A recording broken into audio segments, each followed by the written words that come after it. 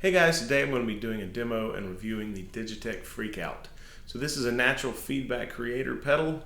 It promises to emulate the feedback you would get by playing loud, standing in close proximity to a guitar amp or speaker cabinet. I think Jimi Hendrix, he's really the first guitar player to use this in a musical fashion. So it's always been a dream of guitar players to be able to recreate that sound without all the noise.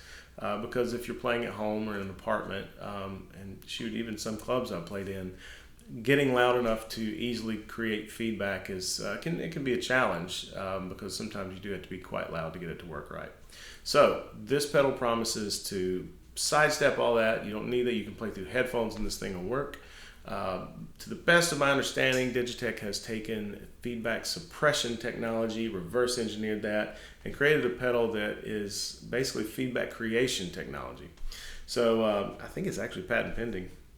So basically what you're going to see on the face of this pedal, there's an LED light strip. When the middle LED is on, the effect is on, but is idle. The more lights light up, the more the effect is happening. When all the lights are lit, the effect is full on. There are two switches in the middle, a momentary and a dry defeat, or dry on-off. The momentary switch basically sets the pedal when on to the effect only happening when you press down on the foot switch. As soon as you let off, the effect goes away. When it's off, it works like a regular stomp box. Click it to turn it on, click it again to turn it off. The dry on-off switch, when it's on, you're going to hear your regular guitar sound. When it's off, you only hear the feedback effect. Then there are two knobs on the right. The top knob is actually a dual function knob. The top of the knob controls gain, which is the intensity of the effect. The bottom of the knob controls the onset, which sets how quickly or slowly the effect comes on. When the onset is turned down, the feedback happens almost immediately. When the onset is turned all the way up, it's a much more gradual process. So you may have to play around with that, find the sweet spot for what you're looking for, to what feels natural to you. The bottom knob is the type of feedback, or the note that gets generated, the feedback note. You can do a sub-octave or a first, second, third, or fifth harmonic. There's also a natural low and a natural high. The natural low is basically, it emulates natural feedback, meaning the feedback of the note could vary, which is, as the name implies, natural, that would happen. But it limits it, according to the manual, to no higher than the fifth harmonic, whereas the natural high will go higher than that. So you can experiment with that to see what suits you. Personally, I find the natural settings work best for what I want to do, because I essentially just want this to emulate natural feedback. So that's how the pedal is laid out, and those are the controls you can tweak and configure. So let's get to some sound examples to let you hear what this thing sounds like. Okay, so let's do some examples here. Let me play a little bit and let you hear what the pedal actually sounds like and what it does. So as you can see, or hopefully can see from the shot, I have the gain pretty much turned all the way up. I have the onset at about 55-60%, which feels comfortable to me as far as the timing of when the effect comes on. And then I have the harmonic set to natural low. That's my favorite setting. And then as far as what I'm running it into, I have it running into my Line 6 Helix. It's running through this block that is the effects loop. I went ahead and boosted the send about 6 dB to make sure that the pedal is getting plenty of signal. Right now I have it running after a Centaur and Tube Screamer model and a compressor. Digitech actually in the manual recommends putting it at the very first position in your signal chain. I'll move it around and let you hear the difference. I think I prefer it after the gain pedals, but that will be completely up to you. But I'll let you hear the differences and go from there. I'm playing my Variax today, Strat neck sound. I'm using my camera to grab the shot of the pedals, so I apologize for the low quality webcam view of me playing the guitar, but it's just for demonstration purposes, so you can kind of see what I'm playing and what's coming out of the pedal. So anyway, without any further ado, I'm going to just noodle around a little bit and see what kind of feedback we can get from it. All right.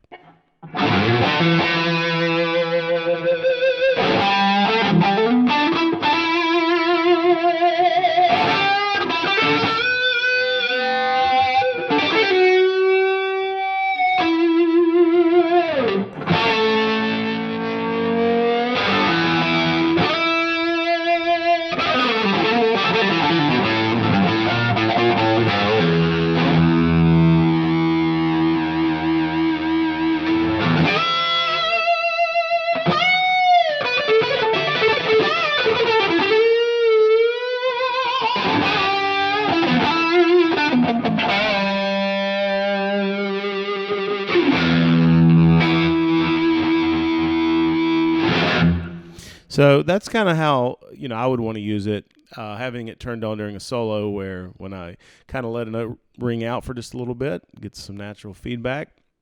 It's not too prominent. It's not coming on too quick. Just kind of does what I want it to do. So this is kind of, like I said, this is kind of how I prefer to have the pedal set up.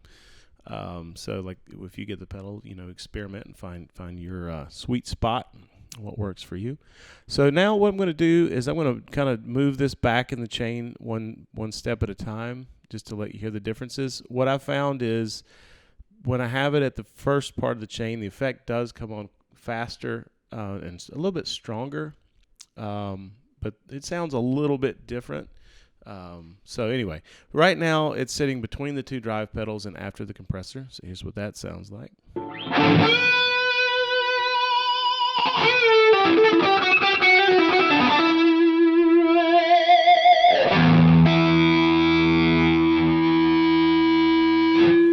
So pretty similar to the way it did before. Now it's going to be in front of the drive pedals and after the compressor.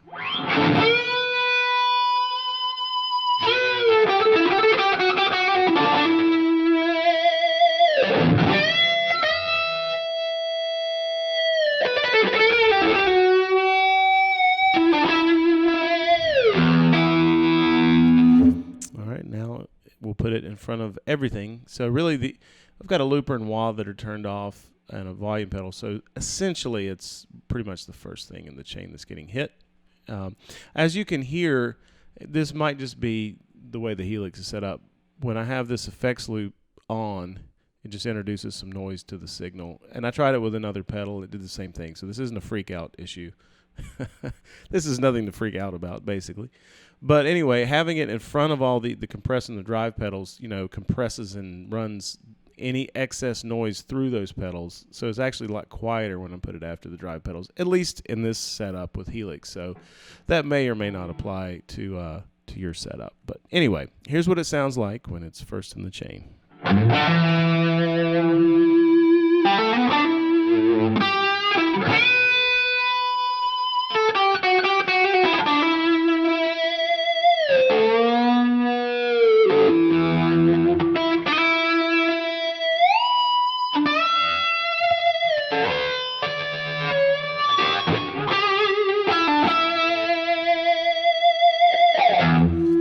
So the effect definitely comes on faster and stronger when it's in front. To me, at least, I just prefer the way it feels when I put it after the drive pedals. It's a little more controllable, a little more gradual, and at least to what I'm trying to accomplish, a little more natural sounding. So that is going to be completely up to you.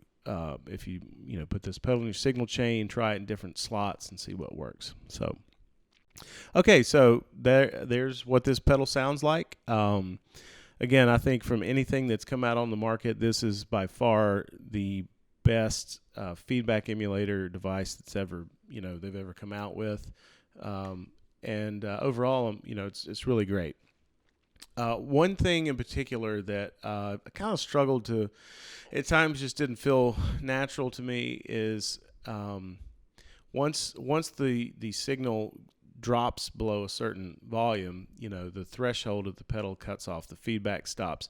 It has to do that. I understand why. It's with real feedback when you're standing from a speaker, there's the strings are being caused to vibrate. There's some physics involved. The pedal can't recreate that. Plus, if it just went on and on indefinitely, it would be hard to cut off quickly to go to the next note. So I understand why, it can't sustain forever. It's never Digitech never claimed that this was a sustainer pedal or anything like that. The point I'm bringing up is at times the way it cuts off is very abrupt and unnatural feeling, to me at least, and sometimes, not all the time, but sometimes it cuts off earlier in a more unpredictable way than I would anticipate. So you're kind of, if you're jamming, you got this note that's feeding back and you're just wailing away on it, and then it just stops. So I'm going to play around and try to recreate that. Like I said, sometimes, the note goes and goes and goes. it's more, if I knew what it was going to do every time, that would be a little more comforting. But anyway, I'm going to play a little bit and hopefully I'll be able to recreate this issue to let you hear what I'm talking about. And this is honestly the only really downside to the pedal that I can say. So anyway, enough talking about it. Let me play and see if I can show you what I'm talking about.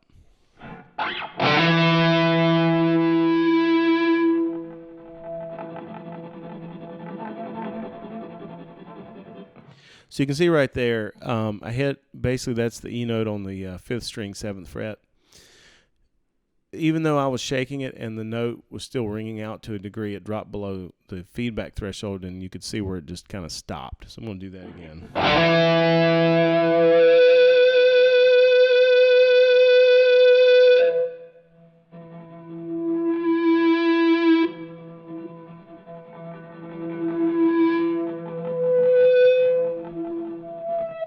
So, that time the first note rang out much longer, but you could see once it started to drop below the threshold, then it would kind of pick the signal up again and then drop and then pick up again and drop. So, not a deal breaker, but just to let you know, like sometimes it does those sort of things where it'll lose the note for a second and kind of come back. So just for the sake of experimentation, let me put it first in the chain and try the same experiment and see if we get the same results.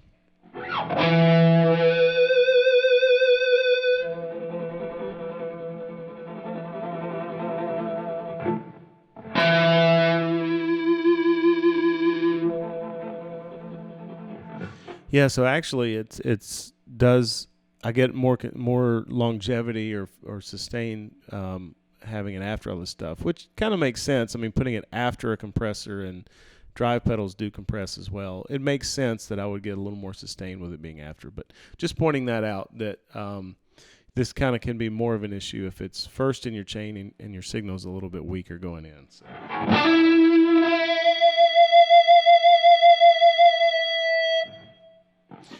Just the way I didn't stop playing the note, it just died off. So.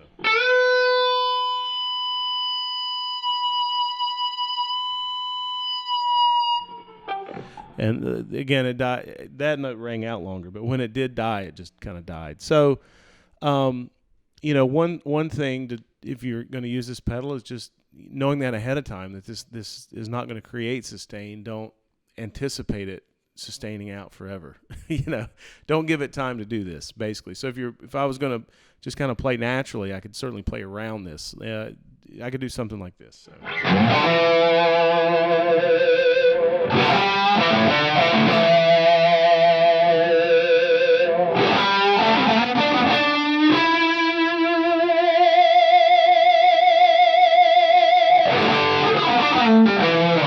So what I was kind of doing was watching the LEDs, and once I saw it start to go, I just immediately went to the next note. So it took a little bit, I'm having to pay attention a little bit to the pedal, which may not be the most natural way of soloing, but and somewhat you can kind of hear it. You don't have to necessarily watch the pedal, but if you can just pay attention with your ears to like when the feedback is starting to go away, and know, okay, you got to go on. You can't, if you just sit, it's going to drop out. That seems to help quite a bit. So pedal's certainly useful as is. But this was one thing, and particularly when I first started, I followed the manual's advice of putting it first in the chain. So I was getting a worse effect of this doing it that way. Once I kind of started putting it after a compressor and after some drive pedals, I've found much better results. So anyway, your mileage may vary on that, but just something to think about when doing this. And pretty much that's really the only real issue I could say with this pedal is just the somewhat dealing with the inconsistency of how it reads your signal. But again, it's dealing with what you're giving it. It can't create something out of nothing. It's dealing with the sustain of your guitar and how the loudness of what you're feeding it. So that's pretty much really my only real gripe.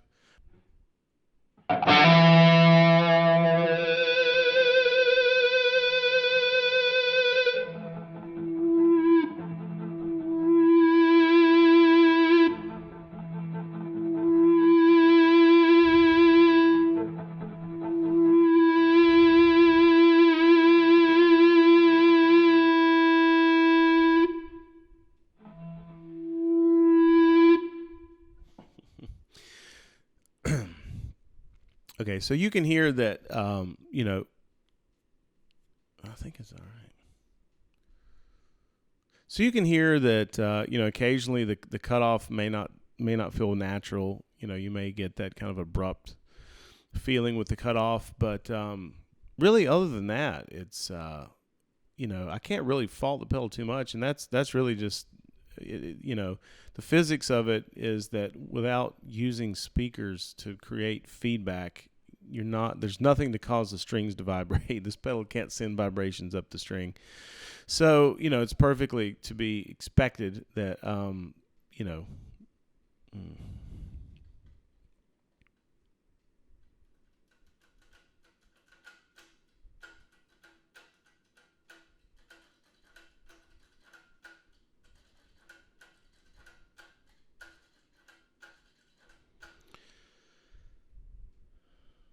All right, so pretty much, with the exception of that little issue with the note cutting off unnaturally, I've gotten to be pretty pleased with the pedal. When I first got it, I ran it, first in the signal chain like Digitech suggested, and I was kind of having more of that issue. But now I've kind of figured out where to put it in the signal chain and played around with it and learned, how to compensate for when the feedback starts to die off to know to go, move on and don't give it a chance to cut off.